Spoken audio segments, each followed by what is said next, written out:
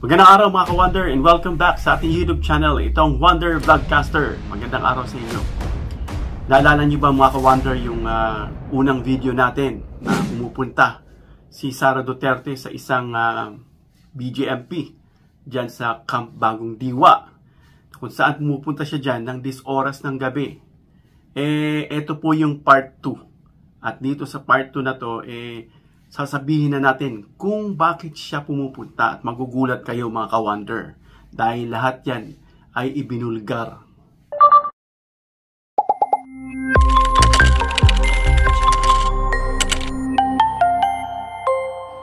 Wonder Vlogcaster.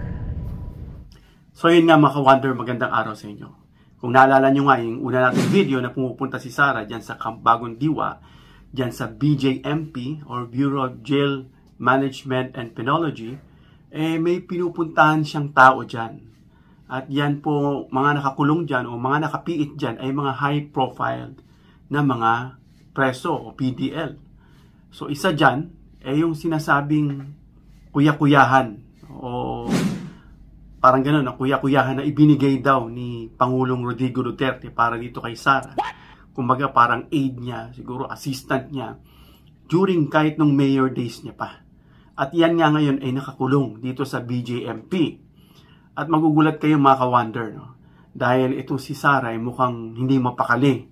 Dahil mukhang sinisiguro niya na itong kuya-kuyahan, nandiyan dyan pa rin sa loob ng BJMP. At actually, nagtamay sabi ni Pebbles nung nakaraan, na pumupunta siya at sinasabing anong ginagawa niya, may proyekto. Yun nga, sinabi niya nga naman talaga yun mga ka-Wonder, pero hindi niya sinabi sa lahat. Doon lang sa jail guard. At hinihingi niya yung pangalan ng pamilya ng mga PDL para daw matulungan. Well, iba po ang interpretation. At hindi nga binigay ito nung kuya-kuyahan niya. Dahil ayon dito sa source, mukhang baka kidnapin daw o mukhang iba-blackmail o kukunin yung pamilya at gagamitin sa kanya para hindi siya kumanta o magsalita. Dahil itong taong ito mga ka-Wonder, ang dami niyang alam.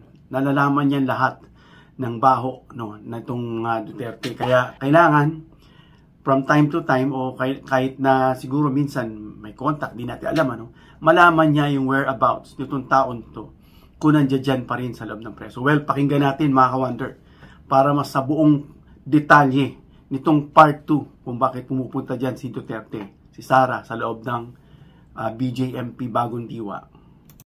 Hello! Nais ko po kayong batiin ngayong gabi habang pinapanood niyo po ang aking AI charot. Ayan, dapat kagabi pa ako nag-content. Kaso naalala ko si nanay kasi birthday niya, naiyak ako. Nakita niya sa story ko, naiyak ako. Ayun, makananay kasi ako talaga. Sa kalab ko ang mga magulang. Kaya galit na galit ako yan kay Eduardo, yung binastarda niya yung nanay niya. Eto na, wag muna tayo sa operator. Kasi may pinost ako na kagabi bago ako matulog na, di ba si Sara, napupunta sa BJMP, binokin ko yan. Nagpunta siya ng BJMP isang beses, alas 11 ng gabi. Tapos may isa pang beses pala siyang nagpunta bago yung alas 11 ng gabi. Ang BJMP po ay yung BJMP Camp Bagong Diwa. Kulungan po siya. At ang mga nakakulong doon, yung mga high-profile criminals. Nandun din po si Tebes. Nandun din si Ka Angel ng Iglesia ni Cristo. At Sara, alam ko kung bakit na dumadalaw doon. Nandun din yung kakilala mo, yung kuya-kuyahan mo, na dati ng tao ng tatay mo, ibinigay sa'yo, inalagaan ka, naging BPSG mo, alam lahat ang tungkol sa buhay mo, since mayor ka pa. Tapos, yung taong yun, kaibigan ko. Kaya nung linabas ko na dumadalaw din ako sa BJMP, pinakita ko, di ba, yung ID ko, tapos yung tata ko, isang tao lang ang dinadalaw natin. So anong dahilan na sa loob ng 3 taon, hindi mo dinalaw si RM, tapos ngayon dumadalaw ka? Alam ko naman kung bakit.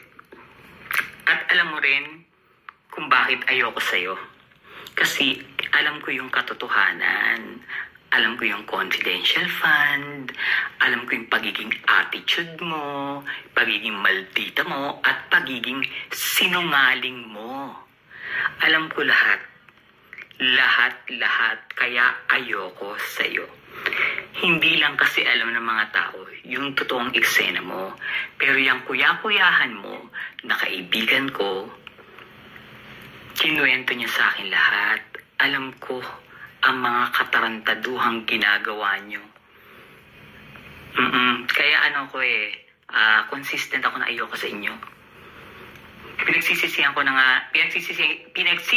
na sinuportahan ko ang si Duterte. Pero ikaw hindi kita sinuportahan. Kilala na kita. Diyos ko. Excuse me po. Dumadalaw ka sa BJMP dahil chinecheck mo na baka may gumamit dun sa kuya-kuyahan mo. Na baka mamaya wala na dun, di ba? Dahil yun yung nakakaalam ng lahat ng totoo. Kung ang confidential fund, intelligence fund, ang Mary Grace Piaros, ang pagnanakaw nyo, ang pagpapapatay nyo, lahat-lahat. At doon siya nakakulong pero hindi siya pwedeng patayin doon. Pag nasa BJMP ka, hindi ka pwedeng patayin. At pag pinatay si RM, ikaw ang mananagot. Pumunta ka doon. Ito po ang eksena niya, ha? Pumunta siya doon, kinausap niya yung warden. Ang sabi niya is, magpapaproject siya. Dahil daw mga PDL nga, nakakulong nga naman, inaantok na ako. Nakakulong na nga naman, ibigay daw yung mga pangalan ng mga anak. At siya raw ang tutulong sa pagpapaaral. Sinabi niya yun, hindi sa harap ng lahat, ha.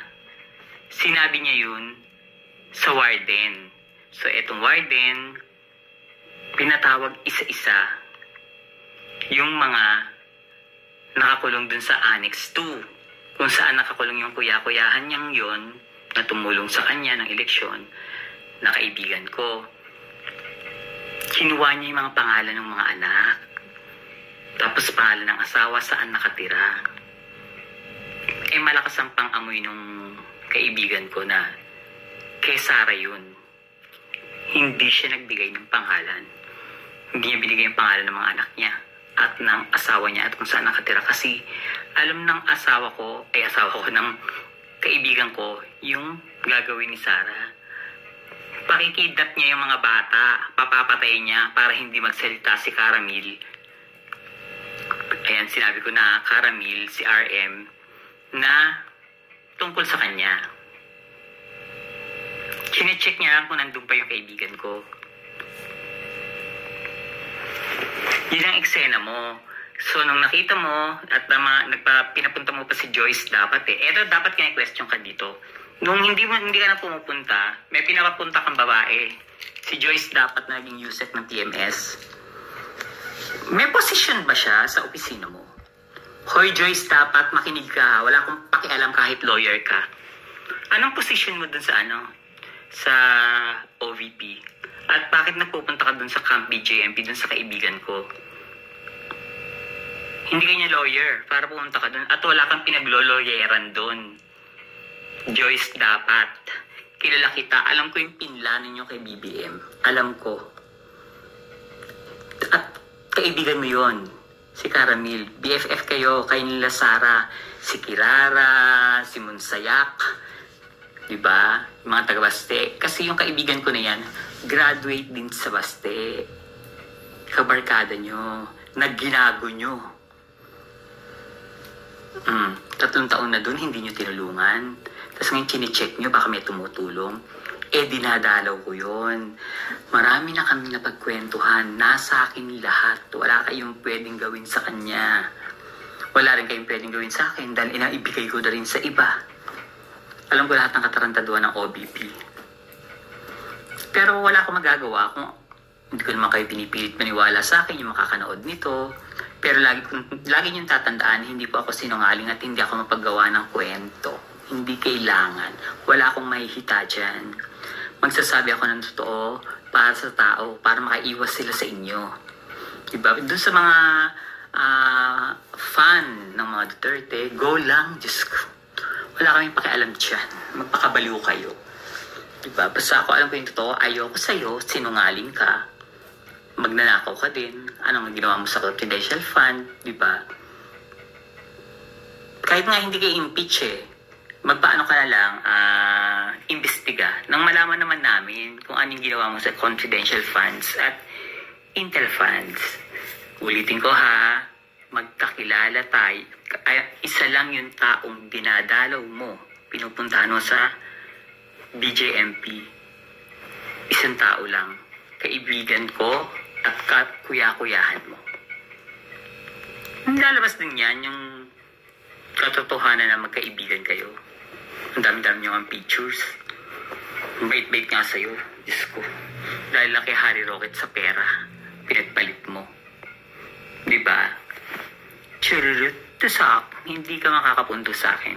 Sabi ko nga, kayang-kaya ko kayong basagin lahat. Lahat kayo. Kaya kong basagin. Maski yan si Gutesa. Kayang-kaya kong basagin yan. Tao mo yan. Huwag kayong umarte. Tao mong bobo na INC na hindi nagbabasa ng tamang script. Tapos bobo pa yung gumawa ng script, si Mike Defensor. Bobo pa yung lawyer. Sinungaling pa si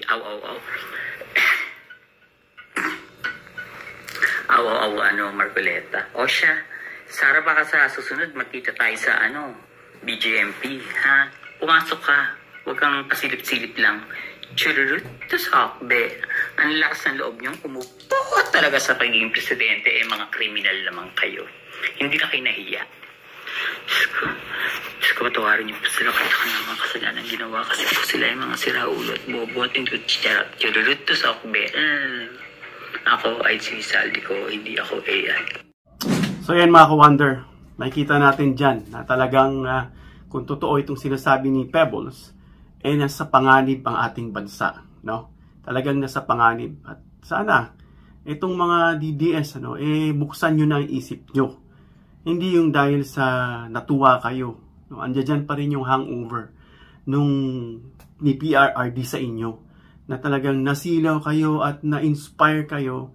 Pero mga ka-wonder, ito yung babala, no?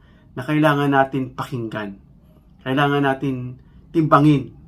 Dahil kung magluluklok tayo ng isang maling tao, tayo na rin parang kumuha ng bato na pinupukpok natin sa ulo natin. So isipin natin mabuti, no? Ito ngang kaibigan nila na kuya-kuyahan, na inassign sa kanya. Napabayaan nga nila sa kulungan for 3 years at binibisi-bisita at sinisiguro na walang maisisiwalat. But unfortunately, naisiwalat na nga dito kay Pebbles. Binanggit niya nga, Caramil, RM. So yan, pinupuntahan doon sa Camp Bagong Diwa na hindi nga magalaw-galaw dahil safe doon. At kung may mangyari nga dyan, walang ibang sisisihin. So mag-isip tayo mga ka-wonder, no? Dapat hindi lang tayo nagme-message dahil wala yung magagawa para mabuksan yung isip na sarado nitong mga DDS. Na kailangan natin silang ipagdasal para kumilos ang Diyos sa mga puso't isipan nila at mag-decide sila na nakikita na nila na huwag sila magbulag-bulagan. No? Kung totoo man itong sinasabi ni Pebbles, malamang totoo, naniniwala ako sa kanya mga ka-wonder dahil hindi niya sasabihin yan na wala naman siyang mapapala at buhay niya ang nakasalalay. So yun mga ka-wonder, patuloy natin na pagdasal yung ating bansa na hindi malagay sa alanganin. Nakakatakot yan kung iisipin mga ka-wonder na ilalagay natin ang ating bansa sa pinakamataas na pamunuan sa kamay ng kagaya ng inililarawan itong si Pebbles. Kita natin, this oras ng gabi, pupunta ka ron, bakit hindi yung regular visiting hours? No? At ito pala yung kanyang pinupunta doon na hindi nga ni itong tao mismo ni hindi nga binigay impormasyon ng kanyang anak at asawa na kung tutuusin, makakakinabang kung totoo man yung sinasabing proyekto na yan. So makikita natin mga ka-wonder na talagang dapat tayo mag-isip at isa puso yung ating pagmamahal sa bayan. Hindi lang nakatuon sa isang tao na para na nating iniidolo at sinasanto. For the sake ng ikababangon at ng kaginhawaan ng bawat isa sa atin, mag-isip po tayo. Hindi na sa isang tao kundi sa lahat ng mamamayang Pilipino. Hanggang dito lang tayo mga ka-wonder. Comment down below your opinion.